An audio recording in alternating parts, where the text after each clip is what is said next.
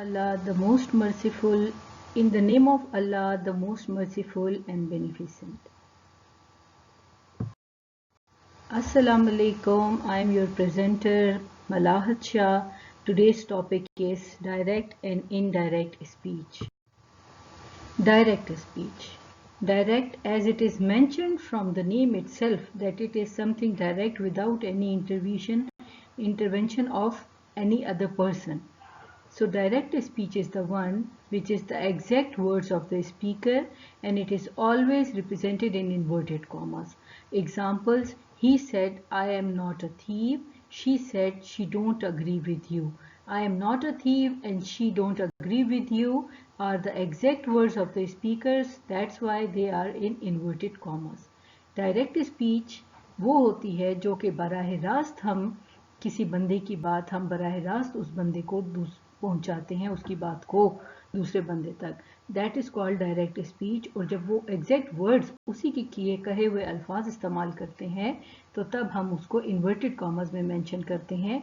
जो बात भी इन्वर्टेड कॉमर्स के अंदर मेंशन होती है उसका ये मतलब होता है स्पीच में कि वो उसी इंसान के एग्जैक्ट कहे हुए अल्फाज हैं. स्पीच का मतलब होता है गुफ्तगू. Direct speech has two parts. अब आते हैं कि डायरेक्ट स्पीच के कितने पार्ट्स होते हैं. तो डायरेक्ट स्पीच के दो पार्ट्स होते हैं. One is reporting speech and other one is reported speech. Reporting speech क्या है? Which lies outside the inverted commas. पीछे आपने देखा कि हमने डायरेक्ट की एग्जांपल्स लिखी थी डायरेक्ट स्पीच की. उसमें दो पार्ट्स हैं. रिपोर्टिंग स्पीच जो कि इन्वर्टेड कॉमा से बाहर होती है और रिपोर्टेड स्पीच जो कि इन्वर्टेड कॉमा से अंदर होती है. इसको समझने के लिए इस एग्जांपल को देखें. ही said I am hungry. In this case he said is reporting speech. कौन रिपोर्ट कर रहा है? ही. और आई एम हंग्री किसकी बात रिपोर्ट की गई वाली बात बता रहा है. तो that is called reported speech. I am hungry reported speech होगी और ही सेड रिपोर्टिंग स्पीच होगी. इसको समझना बहुत ज़रूरी है क्योंकि आगे हम जाकर जितना भी डायरेक्ट और इनडायरेक्ट को कन्वर्ट करने का सीखेंगे तो उसमें रिपोर्टिंग और रिपोर्टेड का बहुत जिक्र आएगा. तो it is very important to know that what is reported speech and what is reporting speech. Indirect speech is not an exact words of the speaker. It is said by someone else. No inverted commas required. Direct तो वो हो गया जो हमने inverted commas में कहा है और exact words हैं उसी शख्स के. Indirect ये है कि किसी तीसरे बंदे के जरिए हमें पता चले कि कौन से अल्फाज हैं. तो इनडायरेक्ट स्पीच कभी भी एग्जैक्ट वर्ड्स नहीं होते. ये किसी और के कहे यानी it is said by someone else, किसी और ने कहा होता है एंड इसके लिए इन्वर्टेड कॉमास की जरूरत नहीं होती. Rules to change direct speech into indirect. Remove inverted commas. कुछ उसूल होते हैं कि जो डायरेक्ट और इनडायरेक्ट को इनडायरेक्ट से डायरेक्ट चेंज और डायरेक्ट से इनडायरेक्ट में चेंज करने के लिए. Remove inverted commas and add conjunction that. सबसे पहला रूल ये है कि हमने इन्वर्टेड कॉमास को रिमूव करना है जो कि डायरेक्ट स्पीच में है और उसकी जगह कंजंक्शन लगाना है. उस कंजंक्शन का क्या नाम है? दैट कंजंक्शन लगाना है. चेंज इन प्रोनाउंस में चेंज होगी. चेंज इन वर्ब्स में चेंजेस होगी एंड चेंज इन एडवर्ब्स. ये सब हम डिटेल में पढ़ेंगे. चेंज इन टेंस में चेंज तब टेक प्लेस होगा only when the reporting speech is in past tense. अगर रिपोर्टिंग स्पीच जो कि आउटसाइड द इन्वर्टेड कॉमर्स है वो प्रेजेंट या फ्यूचर टेंस में है यानी ही सेज लिखा हुआ है या ही विल से लिखा हुआ है, then there is no need to change the reported speech. And reporting speech is in past tense. If the reporting speech is in past tense, then we are supposed to change the reported speech, the tense of reported speech. सिर्फ tense की बात कर रही हूँ. Pronouns and adverbs accordingly change होंगे लेकिन सिर्फ tense तब चेंज नहीं होगा जब रिपोर्टिंग स्पीच प्रेजेंट में होगी या फ्यूचर में होगी.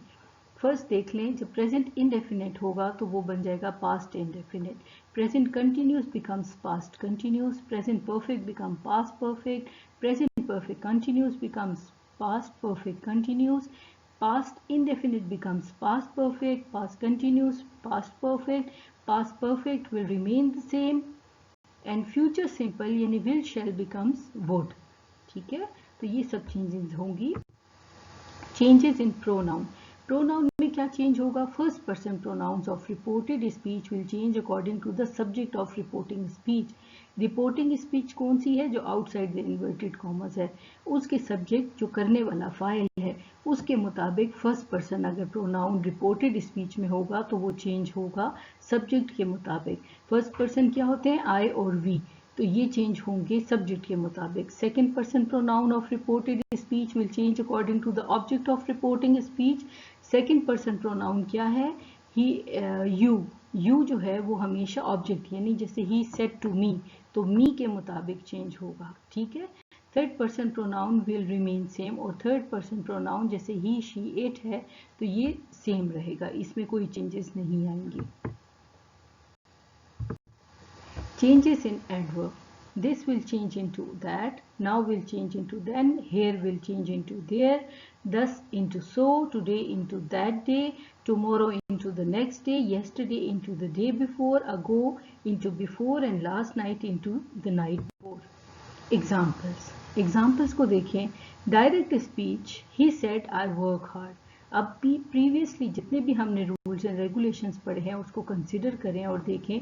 फर्स्ट क्या था कि इन्वर्टेड कॉमास रिमूव होंगे, तो हम इन्वर्टेड कॉमास रिमूव कर दिए हमने, और उसकी जगह क्या लगना था? दैट। इनडायरेक्ट में देखें, ही सेड दैट, यहाँ तक तो हमने काम कर लिया। अब था first person pronoun will change according to the subject. I is the first person pronoun, it will change according to the subject, और ही है सब्जेक्ट, तो इसलिए ये हो जाएगा ही सेड दैट ही। और फिर देखें टेंस कौन सा है? I work hard is the present indefinite tense, it will change into past indefinite tense. He said that he worked hard. She said she is singing a song. Said, सबसे पहले ये देखना है कि सेड लगा हुआ है कि सेज लगा हुआ है कि विल से लगा हुआ है। अगर सेड लगा हुआ है तब तो हम टेंस चेंज करेंगे, ठीक है। कभी भी ये नहीं भूलना कि यहाँ पे आपको ट्रिक करने के लिए वो दे सकते हैं प्रेजेंट में और फ्यूचर में, तो आपको बड़ा केयरफुल होकर देखना है कि what is written there.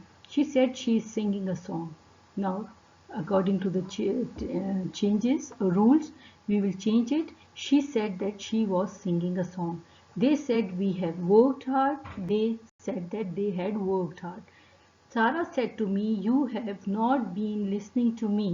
Now look at this. You is the second person pronoun. It will change according to the object.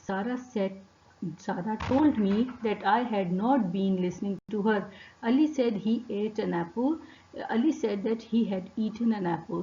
I said I was drinking water. I said I had drunk water. You said he had done his work. You said that he had done his work. ये सारी examples हैं जो कि हमने rules and regulations जो पीछे पढ़े हैं उसके मुताबिक हमने इसकी चेंजेस की हैं।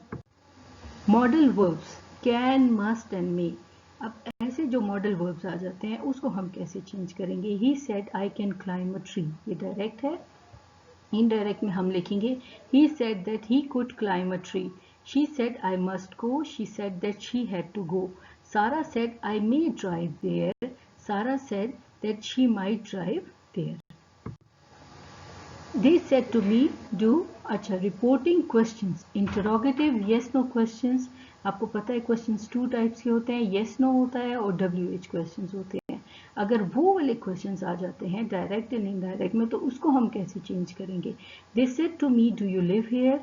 They asked me if I lived there.